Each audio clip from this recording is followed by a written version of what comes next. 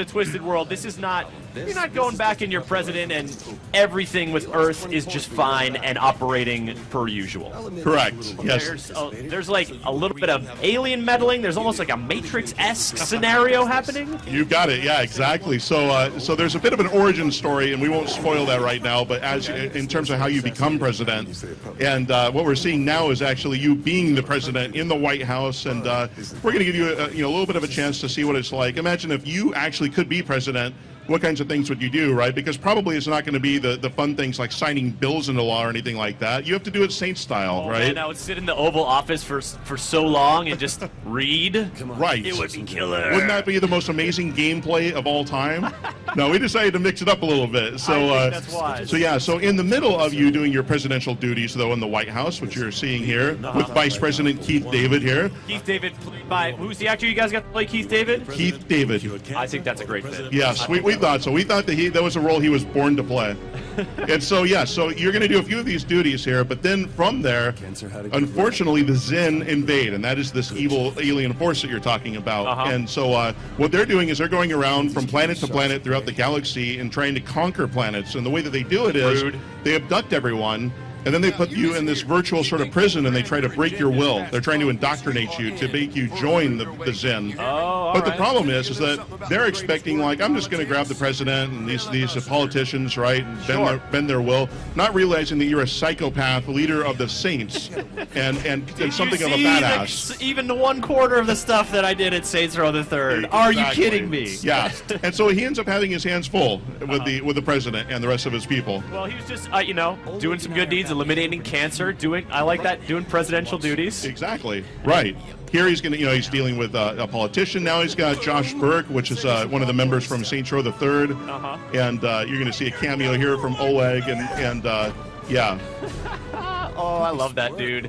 Anytime he gets in a car, it just cracks me up. Exactly. All right, well, speaking of cars, one of the things that was really fun in Saints Row the Third was just getting into a crazy array of vehicles, scooping people up in the Catmobile and shooting them out of a cannon, etc., etc. What are you guys bringing in terms of wacky vehicles this time around? Oh my God, we've got a few exotic vehicles. So if we've got an alien invasion, we have to have UFOs, of course. Naturally. Yes, and so those are what we've had fun with, is actually giving the aliens a bunch of really exotic vehicles that will also help challenge the player, along with being vehicles that then you can, just like in the previous Saints Row games, I can get it, I can collect it, and now I can call it whenever I want, and now I can fly in a UFO if I want to. All right. There's also hover tanks that are an incredibly powerful sort of vehicle for you to fight against.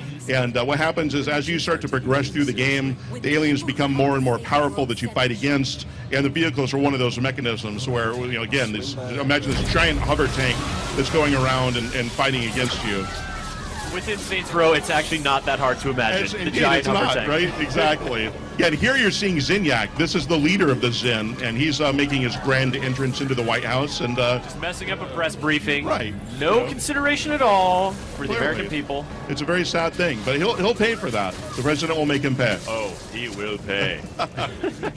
Indeed. All right, so we talked about vehicles. One of the things that you guys have showed off in trailers, much to the delight of many, is also some really goofy weaponry. I particularly enjoyed the Inflato Ray, which basically you shoot someone and it just makes their body parts swell to comically large sizes before they explode. Indeed, yeah. We have a lot of fun with our crazy exotic weapons evolution, and yeah, Inflator Ray is a great example of that.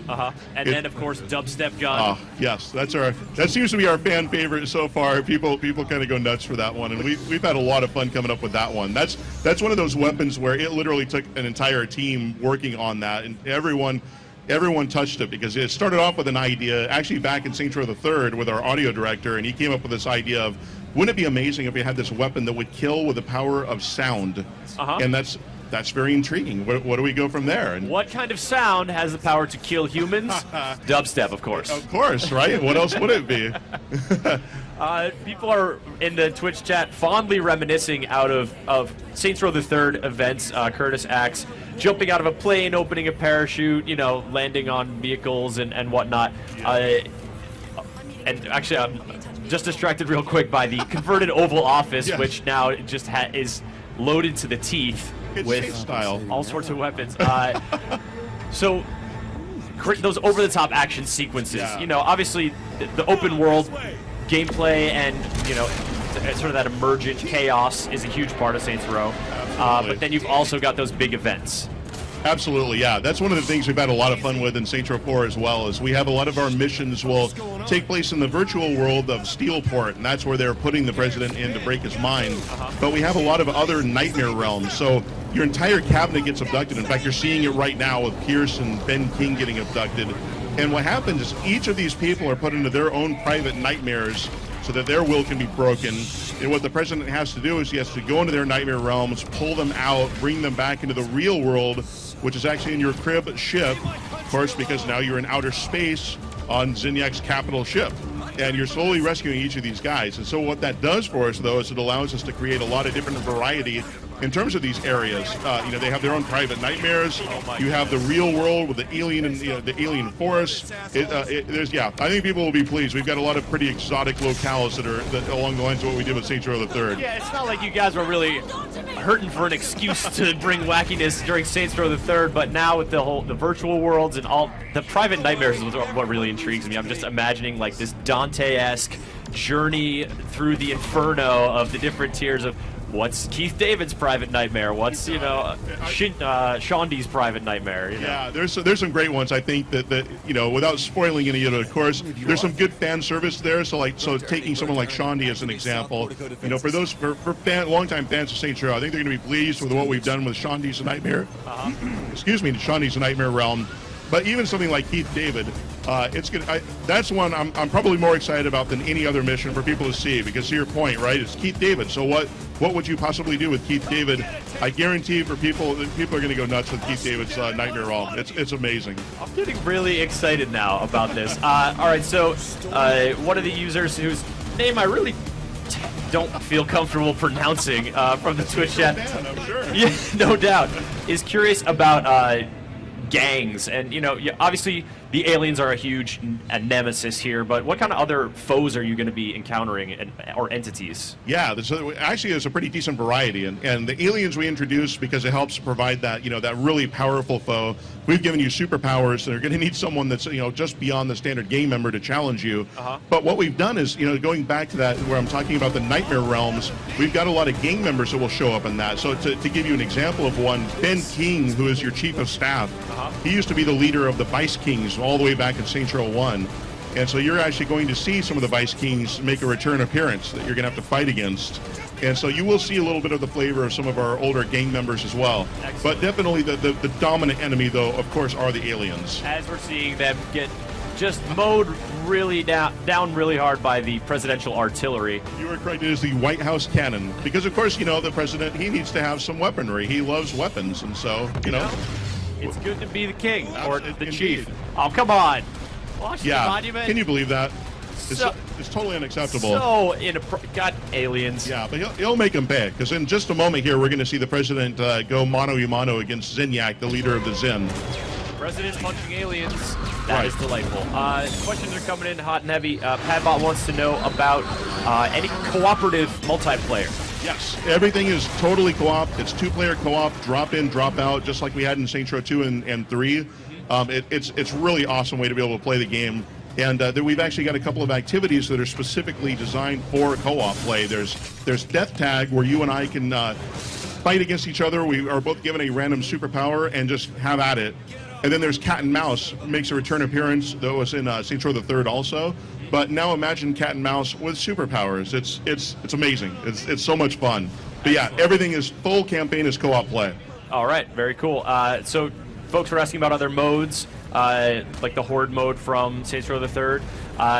Gave a little taste of different co-op modes. Is Horde mode coming back, or is Horde mode is not coming back. We thought that one was such a quintessential Saints Row the Third one. We had a lot of fun with it, but you know, with these new modes I was just talking about with Death Tag and Cat and Mouse, they catered perfectly to our superpowers, and so it gave us a chance to really focus on the superpowers, I think, and that's why Horde mode isn't making a return appearance. Sure. You guys bringing some new stuff. Exactly. soliloquized, reflecting that, yeah, I remember when Obama fought the Republicans barehanded. You guys are really taking from real life here. Absolutely. We're inspired by the politicians of today, of course. And that's part of the fantasy of it. That's why we love you being the president, because who wouldn't want to be a politician, being the leader of the Saints as a politician and going in there and trying to do some damage, Saints style, right? Yeah. Try to free up some of the the fun that's going on in Washington these days. Yeah, lighten it up a little bit. You know, get things done with punches and superpowers. Speaking of which, Alien was just kind of like, you know, throwing the president around with mind powers. You got it. Yeah. Am I going to be able to throw people around with mind powers? Of course you are. Yes. Absolutely, yeah. That we kind of separate the superpowers the way we talk about it into two different categories. There's the navigation super abilities. So here, for example, you're taking a look at the president. He's on top of one of these giant alien towers, and you can do super jumps. You can glide through the air. It's just a completely different way to be able to navigate through the world. Wow. Needless to say. That president is flying. You can jump from any height. You can do death from above here, where you can quickly hurtle to the ground and do a massive explosion. So just your ability to be able to navigate through the world is totally amazing. And yeah, here you're seeing you being able to use telekinesis. With the power of your mind, you can pick up vehicles, you can pick up people, fling them around wherever you want. It's a ton of fun. I can't tell you how many hours that at the GameSpot offices we just sat around walking down by the river and just throwing people over into the river and trying to like bounce them off the guardrail, just like delighting in that physics model and that just goofiness. Yep. There's so much emergent stuff, and you know, one of the things I find people do with telekinesis is you can grab a person and aim way up in the air. You'll launch them, and one of the things that's fun is to see if you can use your super sprint to catch up as quickly as possible to the person that you just flung, you know, hundreds of meters into the distance. It's awesome. I smell an achievement in the works. Catch the guy you threw sky high. Yes. People are curious, Lustiker, about the sort of size of these open world areas. You've talked, you know, about many different worlds that you'll sort of go through with these nightmares and the virtual Steelport, which we see here. You know, in terms of size of the world, I mean, is it comparable to the third? Or? Exactly, yeah. So the open world is very comparable to the same size. What we've done with Steelport here is we've tended to build upwards, if that makes sense. So we have a lot of these alien towers. Jump off an alien tower that was like 2 miles high or something crazy. You got it, exactly, right? And so now because you have all these abilities to let you move upward, we've had a lot of fun building these areas and doing a lot more with our rooftops. So now the aliens, there are actually superpowered aliens that will be able to chase you to the rooftops. And portals will spawn up there. So that stuff is fantastic. But then these nightmare realms we've been talking about, those are more mission size. So those are not new open world areas for you to enjoy. They're definitely, you know, they're built for you to be able to go in there, have fun with it, and then come back out to the open world here. Yeah, see, and judging from what I kind of imagine you guys are going with, it's going to be a very, you know, surreal, humorous, you know, kind of experience, and then, you know, then back to the emergent mayhem of virtual Steelport. You've got it. That's exactly right. Yeah, we've had, you know, classic Saints Row. We always have fun with it, and I think people are going to really enjoy the humor in this one because we've had a lot of jokes at various people's expense. We do a lot of pop culture references, and you know, it's all in good fun. We're huge fans of a lot of the people that are out there, but it's a fun way to be able to just add some humor to the game. Yeah, certainly. Obviously, the goofy takedowns still in full effect. Very much so, yeah. Except you know, now they're super powered. So when you're in this virtual sort of environment, you can do some of these takedowns, and they're pretty amazing. Or we have offensive superpowers here, like you're seeing with Buff. This is one where you can set the player on fire, and anyone that is nearby is also going to be consumed in flame. And all of your rounds that you fire off are incendiary rounds also. So any enemy that you shoot, they're also going to get caught on fire. And we saw some freezing earlier, I believe. Exactly, and that is blast. So that one, you can freeze people solid. And all of the superpowers are also are able to be used in conjunction with each other. So they each have their own recharge timer. So what I can do is I can take the blast, I can freeze a bunch of people, then I can quickly pop over to Stomp, which does this concussive blast, which will then shatter everyone. It's almost like the person playing is listening to us right now. Indeed, is it not? Exactly. What is this Super Soaker? What does that Super Soaker do? Because I think I had that version, except it didn't shoot green lasers. Indeed, it did not. Yes, this is one of our fun ways that we've extended customization into Saints Row 4. So customization has always been a huge part of all the Saints Row games, going all the way back to Saints Row 1. And we've brought back that same level of customization with Saints Row 4. So in fact, you'll be able to take your character character that you created in Saints Row the Third and bring him and import him into Saints Row 4, which is great. And is crazy zombie mushmouth talking? No, we've got we have a different one. We've not revealed it yet, but I think fans are going to enjoy this one. So all right. But you guys have done auto-tune talk and zombie talk. We have, yes. Well, right. I think that if you are a hardcore gamer, I guarantee you're going to love this one. All right. That's about as far as I can go. Okay, but with the weapons, right? So you saw the Super Soaker there. Yep. What you can do now is you can customize the appearance of your weapons. So we have what we call weapon costumes. So it'll take a machine gun and turn it into a big giant squirt gun, or you can take a rocket launcher and turn it into a guitar case. And then we have a ton of different skins that you can do on top of that. So you can make it gold-plated, or you can get it blood-soaked, or all kinds of stuff. We have over 200 different items for the various weapons that you'll be able to do to customize the look of your weapon. But it will still function exactly the same. It just makes it look that much more exotic for your character. Sure. All right, Jim. We're running low on time, but I want to get some rapid-fire questions here real quick. You got it. Can you even do... do you even need to? You don't really need to drive cars anymore, but you can. You're exactly right. You can customize, you can drive whatever you want, but superpower is the way to go. Can you play as an alien at any point? You have an outfit that is alien-inspired, but not as an alien. All right. And people are curious about characters like Johnny Gat, Mr. Genki, all these sort of Saints Row goofballs. I can confirm that Mr. Genki is back. Professor Genki is there. Gat... You know, he died in Saints Row 3. So. Oh, Johnny Gat. But anything's possible in a nightmare realm. All right, Saints Row 4. Jim, when is this game coming out? When can people delve into the utter superpowered absurdity? Saints Row 4 is going to be out August 20th, so it's right around the corner. Right around the corner, and on what platforms? It'll be PlayStation 3, Xbox 360, and PC. All right, thank you so much for coming. That was a real pleasure. It's our pleasure to be here. Saints Row, always a really fun game to talk about. Folks, we're just taking a quick break now, and we'll be back with more live demos here from GameSpot Stage 1 at E3 2013.